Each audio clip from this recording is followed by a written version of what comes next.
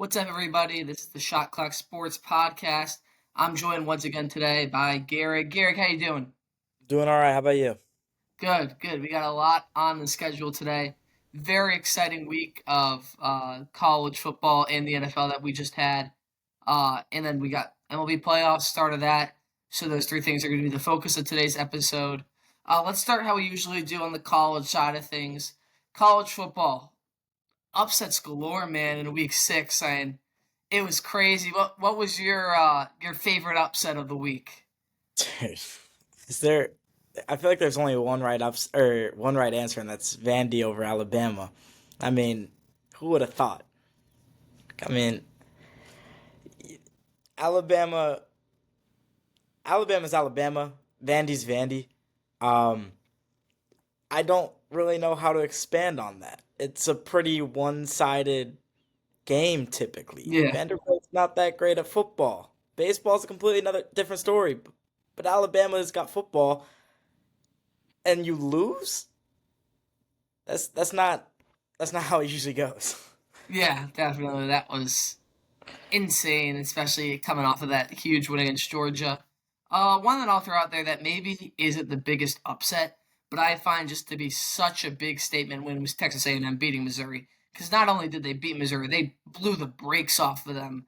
That game wasn't a contest past the first quarter. So I think that really shows that Texas A&M has a shot at making the college football playoff this year. Um, Let me see. They do have a tough schedule this year, obviously, and they have the one loss that came to Notre Dame. They still have LSU on the schedule and Texas, but I definitely think LSU seems like a winnable game now for a Texas A&M team that looked phenomenal on both sides of the ball against Yeah. Missouri. And another thing you got to keep in mind about Texas A&M, they're 3-0 in conference. Um, so really, you in the SEC, you just got to try and stay afloat in the conference, get in that championship game, and you have a shot for a first round bye. Um, so I guess the top 25 seeding doesn't really matter if you're Texas A&M. You just got to stay afloat in the SEC itself. hmm Yeah, definitely. Like when you do look at the SEC standings, there are a lot of teams. There's only three teams that are unbeaten now. That's LSU, Texas, and Texas A&M. Um, Interesting team. Tennessee gets upset by Arkansas, and they're a team with Alabama and Georgia still on their schedule. What do you make of Tennessee still having a chance at the playoff? Do you see them somehow pulling off an upset against one of those two teams to finish as a two-loss team instead of You, three, where you're kind of on the cusp? you're gonna have to beat one of those teams. Um, uh, I don't really think it matters which team you beat, but you're gonna have to beat one of those teams in order to get a shot at it. Um, Obviously, if you go 2-0, you're pretty much a shoe in. Yeah. Those are hmm two, top. I haven't looked at the top 25 that just came out, but I'm assuming two top seven, maybe. Um, you're looking at two top seven teams probably. You're you're gonna need at least one win. If you can get two, then I think you're in, without a doubt. Yeah, I think they get Bama at home, so I think that's sort of the game they got to have circled on their schedule as a must-win. Yeah, Um, But I think now the SEC gets with all those upsets, it gets really interesting. yeah, Um, just with now you got all those one-loss teams. You don't know, and you still have Texas, who's undefeated and could easily finish undefeated. But Tennessee doesn't have an easy schedule either. I think this SEC play is going to get really interesting down the stretch. It's just so many more teams. I feel like allows for so many more exciting games at that level because I mean one or two losses now, and you have no chance at making the SEC championship. yeah. But one thing I'll ask you is outside of I'll say Texas, Ohio State, and Oregon, all expected to be undefeated up at this point, and they are. What other undefeated team has impressed you most up to this point in the season? That's a good question. Um, I'd say Indiana. India, if are they 5 or 6-0? I think they're 6-0. They're 6-0, 6-0. Yeah. Yeah, I read it. I didn't expect that. Um, I they're let me check this. They're 3-0 in the Big Ten. Um, so you just gotta. It's gonna be really hard um to win the Big Ten. Obviously, with Ohio State, Oregon, and Penn State. Um, but Ohio State has Oregon this weekend. Um, and then, or do I have it? Does Penn State have Ohio State this weekend? I can tell you right now. Penn State has USC this weekend. Penn State has USC. I Yeah. like them in that game. So I think Mhm. Ohio State has Oregon. Um, I think whichever team wins that battle is making it to the playoff, and then, um, or not the playoff, the Big Ten Yeah, championship Big Ten. and the Mhm. playoff. Yeah. Um, and then I'm looking at Indiana's schedule right now. Michigan and Ohio State. Those are going to be two very big tests for them. Um, Home against Michigan, 24th as of today, and then on November 23rd at Ohio State. Um, at the end of the day, you could be a one-loss team in the Big Ten and still make it to that championship game. So Mhm. really, you you you want that one. If you are going to lose, you want that one loss to be against Ohio State, to be against the powerhouse of the Big Ten. In my opinion, I think they are the best team in the Big Ten. Um, so I think you escape the season with one loss. You're still in good standing for the Big Ten championship. Give you another shot at giving you a top four seed. So Indiana's impressed me this season. Yeah, definitely. I totally agree with that. Indiana take. I mean, I saw something. They haven't been 6-0 in like 50 years, which is just Yeah, I insane. saw that this morning. But I'll jump over to the Big 12. BYU is a team that has really impressed me so far this year. When you just look at the wins they've had this year, Baylor's a pretty good team. SMU has looked great over the past couple of weeks, and Kansas State is a great team. So I think all those wins have really showed that BYU is a very strong team and a contender in the Big 12. They have Arizona on Saturday, which I do think is a good test. And obviously many more hard games. Oklahoma State, Utah. Um, so yeah, obviously their season isn't done. They got a lot of hard games left to play. But from what I've seen so far, especially when they just seem to dominate 38-9 against Kansas State, BYU Yeah. is a team that I think isn't going to win the college football playoff, but can maybe get past the first round, maybe even get into the final four with how well they've been playing on offense recently and a defense that has remained pretty consistent throughout the whole season. Um, Yeah. final. I'll ask you about I, this. So yeah. Miami had that late game, some at Cal, they had that 25-point comeback. Yeah. Now, but this is back-to-back weeks now for Miami. Is this something that worries you as if you're a Miami fan, does this worry you that this team is gonna not be able to compete against the other juggernauts of college football? Yes. And here's why I say this. If you're struggling against Virginia Tech and you're struggling against Cal, who's to say you're not going to get blown out by Georgia, by Bama, by Ohio State, or any of these really good teams? And I understand this is a very, very poor example, but just going back to last year, undefeated Florida State, I understand they were hurt going into the game, but I mean, we saw the result of that game. You got blown out by Georgia. There's not much excuse for the scoreboard being looking the way that it did at the end of that game. Um, I again, I understand you were not a healthy Florida State team, but how Yep. much of a difference does that make in that game? I still think you lose to Georgia. Um, Maybe not by as much, but I don't see Miami as contenders. I don't see the ACC. I don't see any ACC team as true contenders this year for the to hoist that trophy at the end of the season. My pick's gonna be either someone in the SEC or the Big Ten. Yeah, I definitely do agree that I think Miami's got to make some changes if they want to be able to compete at the end of the year. Just because there's teams that aren't going to give up a 4-score lead like Cal did. And I think it's just these slow starts are going to eventually be too much to come back from when you're Yeah, facing better defenses that know just how to not get beat deep and make you take time on your possessions and just basically make you chew clock while you have the ball. And I totally agree with what you said about the ACC. While I don't think anyone has a chance at hoisting the trophy this year for college football, I do think this is a very competitive division. Clemson, Miami, SMU, and you got a team like Boston College has looked great some weeks.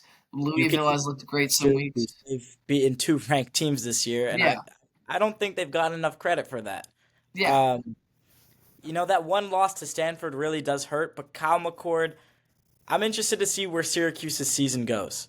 hmm Um, they got North Carolina this weekend. That's going to be probably their biggest test this year. Um, even though they did lose to Stanford, Yeah. I don't understand how that happened. But And it's crazy to think that and that Stanford game was lost on a 4th and 15 that Stanford converted to get them into field goal range.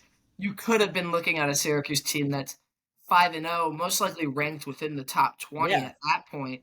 Um, and it's probably the front runner, well, not the front runner, but right behind Miami as the front runner to win the ACC. So I do think they are a very interesting team. The offense looked tremendous versus UNLV, running game and passing game. yeah. Um, so I saw Syracuse got 6 votes to be ranked. And before the Stanford loss, I believe they were second off the top 25. So Mhm. we're looking at a Syracuse team that's a bit under the radar right now. Not many people are giving them credit where the credit's due.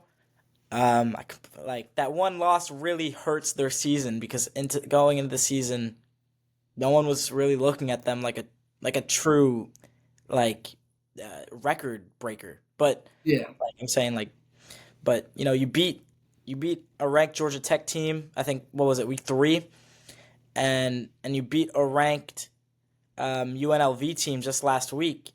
That that's not something that should be unnoticed. That's not something that shouldn't be talked about. That's in college football, beating ranked teams is pretty important. Yeah, Um, definitely. And I think I'll say that they play NC State on Saturday. Not that that's a cakewalk game, but I think that is a game Syracuse should find a way to win. Then you got Pitt at Pitt. You got Virginia Tech at home. You got Boston College. You got to go to Cal, and then you end the year with Miami. Those are all challenging games that I really think are going to test Syracuse and yeah, show how much of a contender they are for the ACC for not only this season but years to come. Obviously, first year head coach. So I think some big wins in some of those games could really go a long way to helping build that program.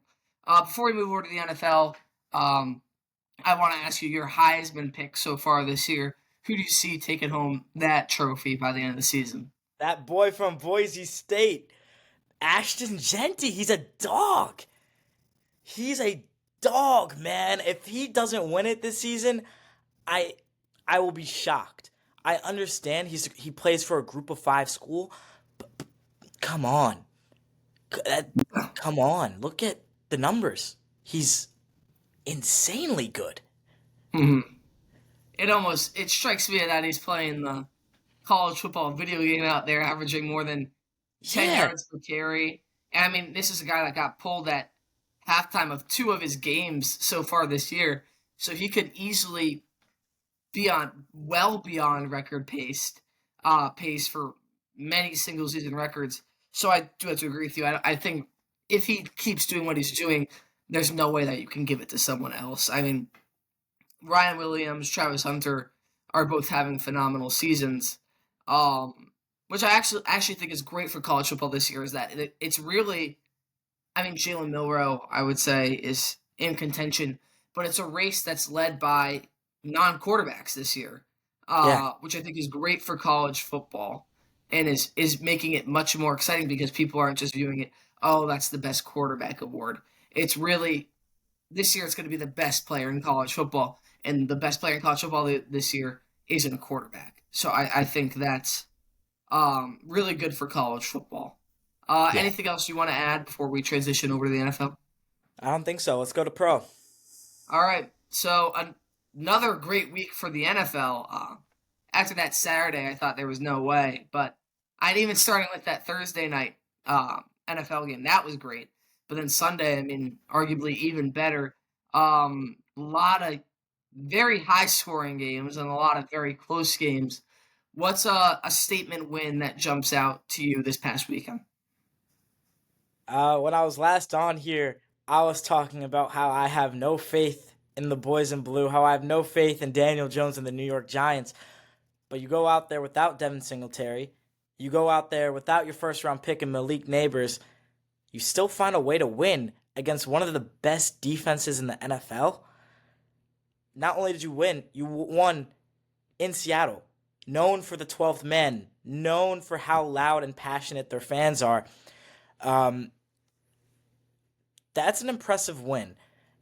And another thing is, if you go back to what was it, week 2 or 3 against the Browns, have you not lost Graham Gano, you could be looking at a Giants team with a winning record right now. Hmm. I think Yeah, the Giants definitely. could end up sneaking their way into a wild card, which is not something I wanted to or expected to say this season. I before the season started, I was off the Daniel Jones faith train, and I now see myself crawling back to get back on it.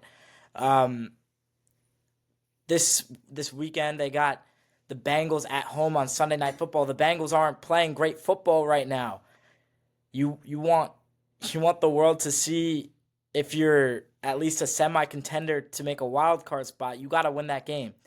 And Yeah. so my Mhm. eyes are on that Sunday Night Football game at MetLife against the Bengals for the Giants. Yeah, Um, I think that Giants win was great. The defensive front that the Giants have been playing with these last couple games has been tremendous, led by Dexter Lawrence, but then you also factor in Kayvon Thibodeau, Brian Burns. It's really just been firing and getting so many more QB pressures, and it takes a load off of that secondary. And the secondary also has been playing great. And then on offense, I think Jones has really started to play well this year.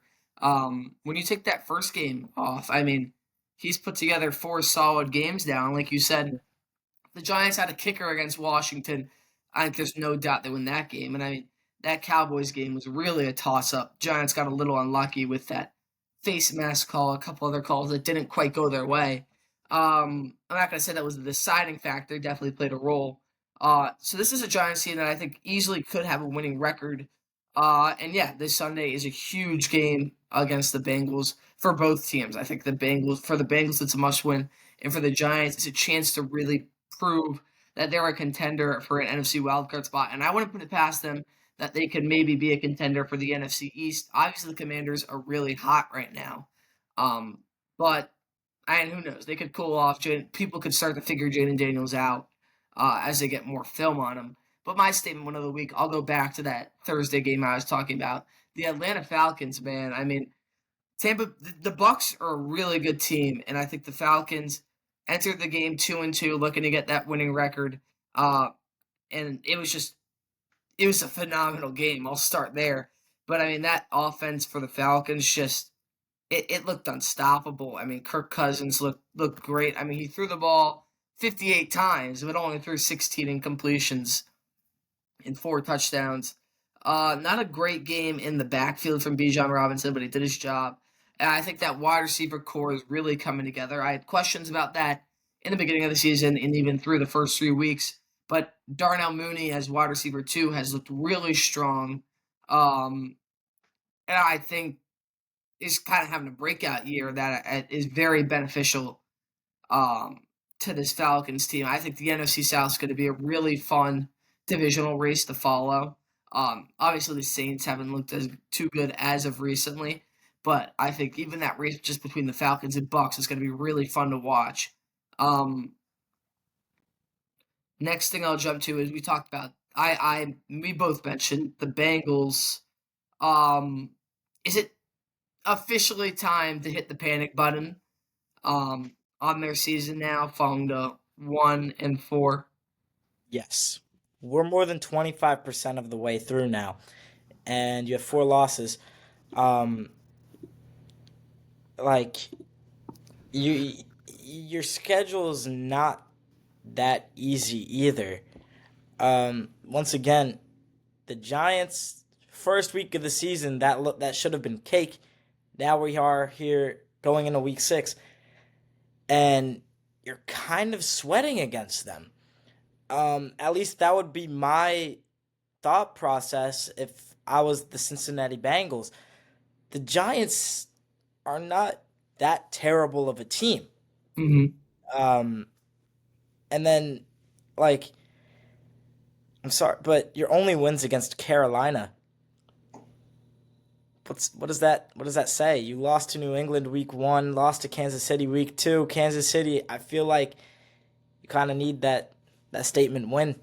You didn't get it. Lost to Baltimore in overtime. That's a divisional game first.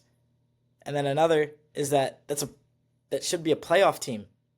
In order to Yeah. make the playoffs, you need to beat playoff teams. And if you can't beat playoff teams, you're either not going to make the playoffs or you're not going to be successful in them. And I think that it is time to hit the panic button.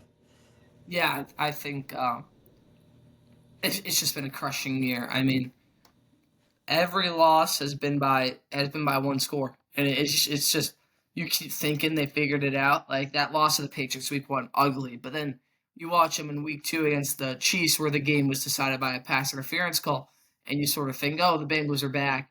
But then they go and they lose in primetime to the Commanders, but then they bounce back against the Panthers, and then you see them leading that whole game. It seemed like against the Ravens, and then just falling apart in the end. We know your most reliable guy was there to control the game, Evan McPherson, and he misses the kick. You don't really see that often. And I do think this Sunday night is definitely a potential threat for the Bengals. I think the Giants have looked really good. Sunday night at MetLife could definitely give the Bengals some trouble. Now I will say after that game they play the Browns. I think they win that. They play the Eagles. I think they should win that. The Raiders, I think they should win that. I think that's 3 wins that they could get. And then later in the year you got the Steelers twice, you got the Titans, you got the Browns again, Broncos. So I do think they do have many more winnable games. But now I feel like all those winnable games are must wins, which I think adds some Yeah. pressure. Which obviously isn't what you want this early in the regular season. Uh, Another team I'll ask, definitely not full panic mode. Um, I'll mention two 49ers and Bills. I'll let you choose who you want to talk about, and I'll take the other one. Both ugly losses in week 5. Hang on, I got a special guest. My friend Jake just walked into my room. What's up, man? How are What's you? up, Jake? Panic button on the Bills or the Niners? You pick. I would probably say the Bills more than the Niners. Bills more than. All right, Yeah, I'm explain not your gonna lie. reasoning. Take my seat. Explain your reasoning. Hell no, that's Oh, not what you no? think. All right. I was gonna pick. Alright. You think the Niners are more of a panic? than Yeah, The Bills? you could listen to the Yeah, I podcast wanna later. hear You could your pick. reasoning. Okay. The Niners are hurt. You don't have Christian McCaffrey for a little bit. I mean, didn't they say maybe week 7? Maybe week 7. Maybe.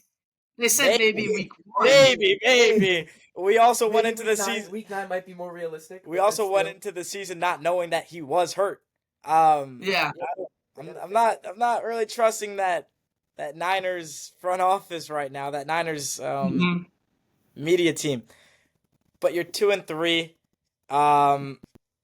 You lose to the Cardinals in a 1-point game. Yeah, that was You don't want to do that. You don't want to do that. That's a divisional game. And then another divisional. You lose to the Rams by 3. Yeah. And then Jordan Mason, he's been doing well, but clearly it's not enough for the Niners. I think they need that superstar back. Um, but how productive is he going to be when he is back? Yeah. Uh, Achilles tendonitis, that doesn't sound too great. Hmm. Um, and I mean, next week you got Seattle, great secondary. After that, Kansas City, Dallas. Those Yeah. are those are good teams. You're gonna need a win, at least 2 out of the next 3, Hmm. in order for there to be some sort of relief. And then the bye week, week 9. Hopefully, Christian McCaffrey will be back. Um, but you need him to be serviceable more. Yeah, Like, definitely. This team needs him. I think what we've seen so far really shows how important Christian McCaffrey is to this offense. Just with like how versatile the player he is, and he takes defensive players out of the equation with yeah, how much teams have to game plan for him that allows Brandon Ayuk and Debo Samuel and George Kittle to make plays. So it looks like I'm going to take the Bills here. Well, I yeah, do. Actually, I'll side that the Bills do have a bigger panic button to press, and that's just because they have not looked good these past 2 weeks. Um, and I mean, you look at their first 3 weeks wins. They beat the Cardinals, then they beat the Dolphins, then they beat the Jaguars. I mean, the Cardinals is a decent win, but Dolphins and Jaguars haven't looked all too great. Then you go and you get blown out by the Ravens, and then you lose to a Texans team that just wasn't playing that good either. yeah, But I think this being unable to compete against these other AFC contenders is just showing that the Bills might not be ready when it's time for the postseason. I mean, these are games you love to win to like solidify that you have trust in your roster and you have trust in your team when it's time for these big playoff matchups come the end of the year. But the Bills just haven't showed it yet. And you look at their schedule, they do get to play the Seahawks, they get to play the Chiefs, 49ers, Lions. So you got a lot of other contenders left on both sides, AFC and NFC. So yeah. I do think there's still time for the Bills to prove themselves, but I think this roster's definitely showing that it has some holes in it, especially with that wide receiver core. Now Josh Allen looked terrible against the Texans, no excuse, but he's not getting much help from this makeshift wide receiver core, especially when you got Shakir out. Um, Keon Coleman's fine, but it's he's not a wide receiver one, and he's not good enough for the Bills to compete um, for the AFC this year, especially with how good I think this conference is. So I do think the Bills press the panic button and find a wide receiver at the trade deadline to get to Josh Allen because he needs it. Um, Yeah. who's that going to be? I'm not sure. I mean, Devontae Adams is on the market, but it seems like he wants to go to the Jets or the Saints. Um, Ravens. There's been a lot of the talk about that. Ravens, but you got to find somebody to bring in um, because they sure need it.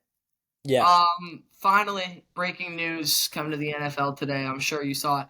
Robert Saleh fired as the Jets head coach. yeah. Um, what do you make of this, and what do you make of the Jets season going forward? I think so. You wanted to talk about statement wins. I think this is gonna sound weird, but yesterday was a statement loss for the Jets, and then because of the Salah firing, that shows that they're serious about their potential window with Rodgers, and they're not gonna waste time.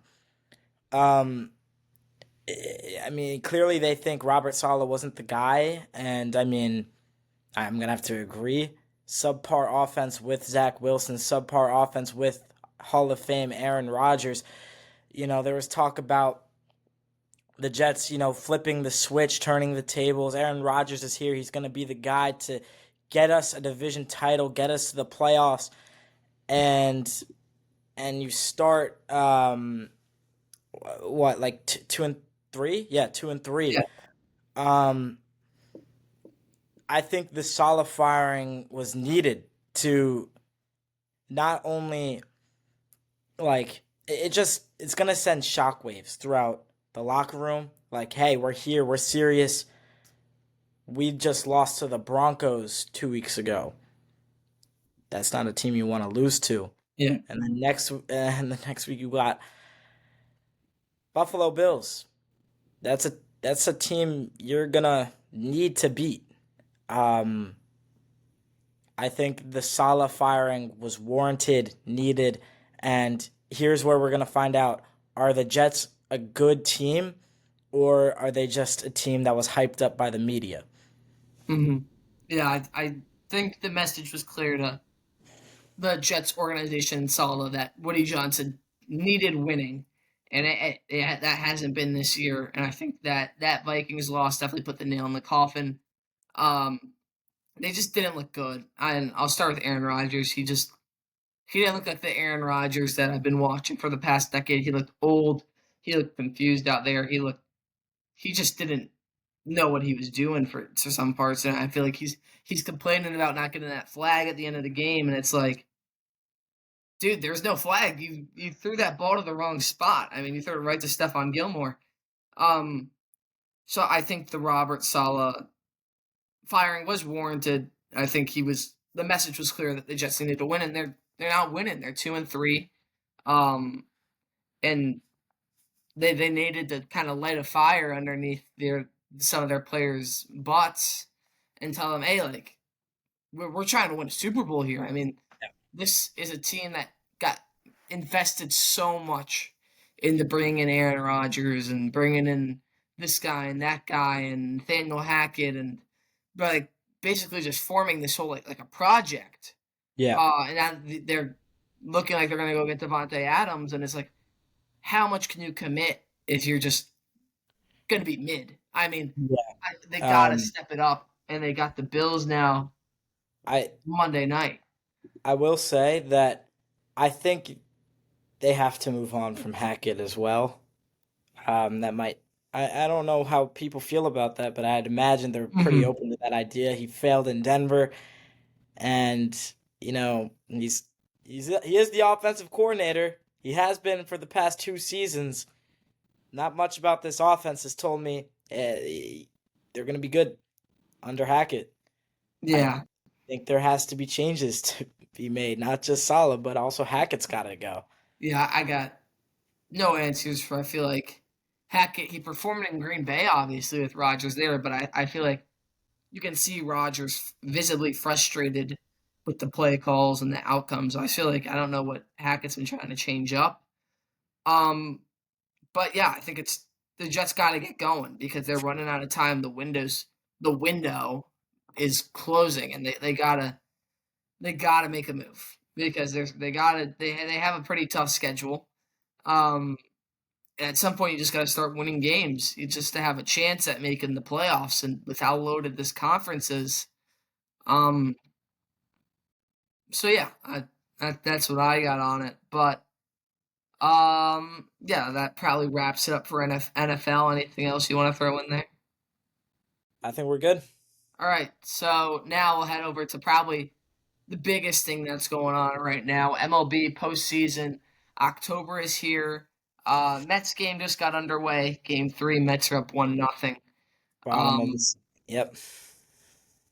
what have you taken away so far through the wild card round now in the division? Um, I was wrong about the Mets. I before the playoffs started, I was like, please, please, Lord, don't let the Mets in the postseason. They're not gonna do anything. They're gonna get stomped on by whomever they play in the wild card. I was clearly wrong. Um, Late comebacks. That's what October is like. Like legendary games in October are kind of known for is those late wins, those wins that you get in the eighth or ninth inning, and you got that game three against the Brewers, um, and then you beat Philly in convincing fashion game one, and then second game, the bullpen kind of screws you over a little bit. Um, I don't think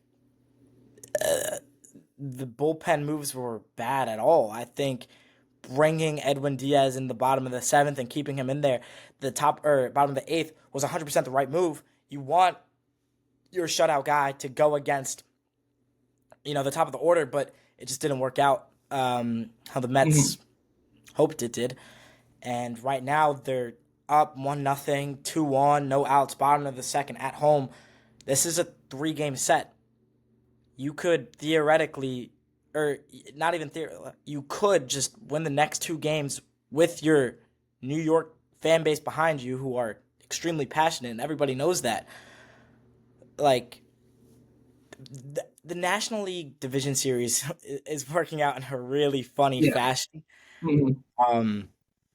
And I'd like to say I'm sorry to the Mets because I was wrong about you. You're proving me wrong. You're proving a lot of people wrong. You deserve to be in the playoffs. That's not something I would have said 2-3 weeks ago. They deserve to be here. They are making upsets happen, unlike I anticipated. Yeah, definitely. I think what the Mets have done is awesome. It seems like every game they're just battling their way back.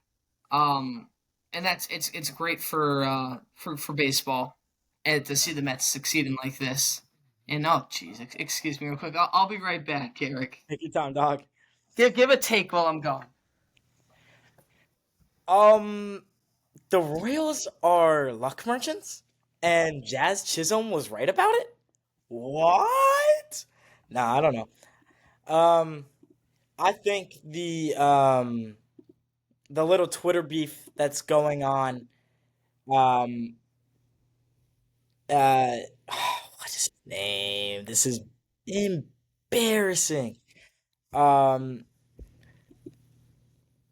I'm sorry. I've failed as a man of the media. Miguel Garcia, that was his name, saying don't celebrate too early. Replying to John Boy's tweet on Carlos Rodon's first inning. You just won game 2. You got to win 2 more before you can celebrate, my boy. You're saying don't celebrate too early. You're kind of celebrating a little early by winning 1 game. All right. I'll definitely have to go back and listen to what I just talked about. I just talked about how Miguel Garcia should basically shut up. Yeah. I don't hate that take. But one thing that surprised me through the Wild, it's that Skubal is the best pitcher in baseball. He's just insanely good. It's reminding me of those old Mad Bum days in 2013, 2014, when it was like, when he's on the mound, you're not beating him. Yeah.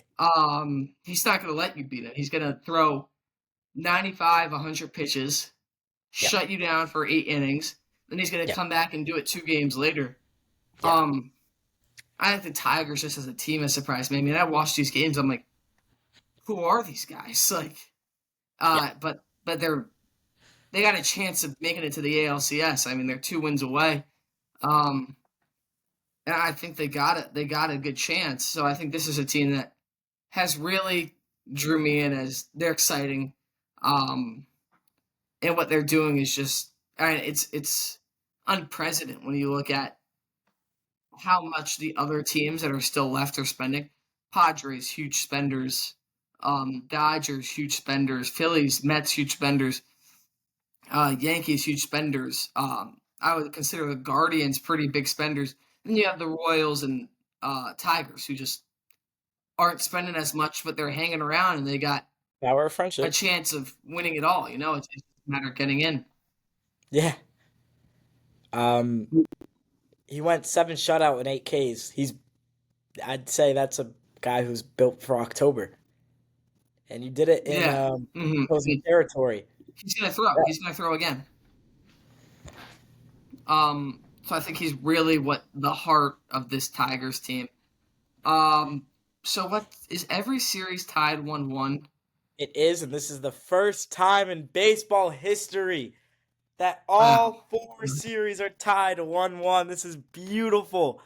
And on Saturday, we had Yankees Royals first postseason game in history to have 5 or more lead changes. I got to be there. Let me tell you something. It was the most stressful yet electric game I've ever been to. I'm a big Mhm. time Yankees fan. I'm named after Lou Gehrig. All right, even though I live in Philly, I I'm originally from New York, and I'm named after him. You cannot give me you cannot talk or say anything about me being a Yankees fan in Philly. All right, I've earned that right.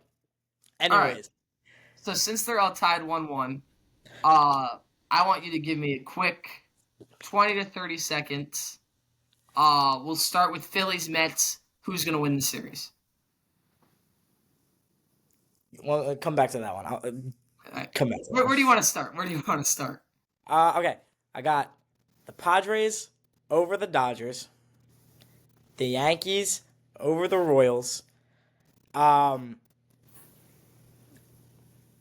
I got the Guardians in 5 games. All right, I have them splitting the Detroit games. Um, I have Guardians in 5, and then just out of pure hatred for the Philadelphia Phillies, give me the New York Mets. I'm gonna be a Yeah, little petty today. Give me the I kind of, Mets, baby. I agree. Yeah, I think the Yankees are they're gonna find a way to win. Um, Geez, these are tough. I like the Padres. I think their energy has definitely been the highest so far this postseason. Yeah. Kind of reminds me of the Phillies from 2 years back, where they're kind of being the villains. They're choosing themselves to be the villains, and I think that's really exciting to watch. I think that energy is really helping this team uh, just light a fire underneath them and really get going, especially offensively. You saw they put up 10 runs there. Just you got the fans throwing trash on the field. They say, all right, we're going to go hit 3 home runs in 1 inning on you. And I Mhm. think that momentum is something that's going to carry over through the rest of the series. So like I said, I got the Padres, Yankees. Um, I'll go Tigers in Okay. 5. I just think they're a team that has nothing to lose, and I think that's what makes them so special right now.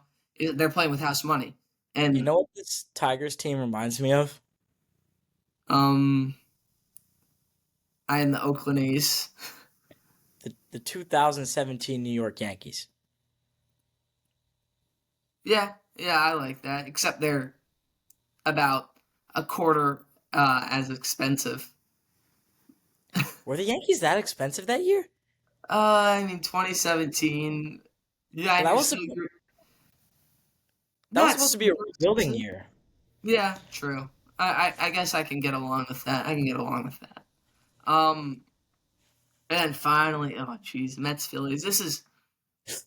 This is my favorite one. This is just such a good series. I'll ride with you, man. Mets. They've looked good and they've won when they needed to win. They've won in Atlanta, then they won in Milwaukee, uh, and they won that game 1 to really show that they're not messing around. They're not going to let the Phillies, who were the had the best record almost the whole year, just throw them around. And I mean, they're up right now, top of the third. And they're just a team that never goes down. They've really given that Phillies bullpen troubles, Yeah. and I think that's something that is going to really affect the series, especially later on. Um, so I give you Mets, Grimace! Padres. Grimace! What? Grimace! Oh, Not to mention Grimace, man. yeah, yeah, Grimace. Good luck. Um, has your World Series? What did you have? You had Padres, Yankees. Has that Yeah. changed at all for you? No. I went No. 3 for 4 on my wild card predictions. Only one I got wrong Yeah. was the Mets. Um, Mm-hmm. but as I said before, I'm sorry, Mets. I was completely wrong about you. Yeah, So I actually, going back to that last episode we had, I had Yankees Phillies, but I'll switch over. I really do like that Yankees Padres pick now. Um, I since I have the Tigers being the Guardians, I don't think the Tigers are going to be able to compete in a 7-game yeah, series. I just think getting 2 wins out of your ace isn't going to be. You got to then win 2 more, and that's just not going to be enough. And then the Padres, I think, like I said, have so much momentum and it just looks so electric that Yeah. I think they're sort of like they're just rolling and they're not going to stop. They're just going to keep going. Um, Anything else you want to throw in there? I think that just about does it. I will say, Reese Olson's not a bad pitcher. Reese Olson can definitely Hmm. cause some havoc in um, a 7-game series. But as you said, a 7-game series, like I like the Tigers in the 3-game series only because you only really needed that one win out of your ace, and then you can kind of take a breath. Um, and then in a 5-game series, you can play your ace twice, but in a 7-game, it's much different because Yeah, you I need to play mean, him twice. You need to win twice with him, um, and then you need another 2 wins out of your other guys. And I don't mhm. I think the Tigers are built for the wild card and divisional round. I don't think they're built for a World Series or a championship series. Um, you know, this is this is a very Cinderella story team.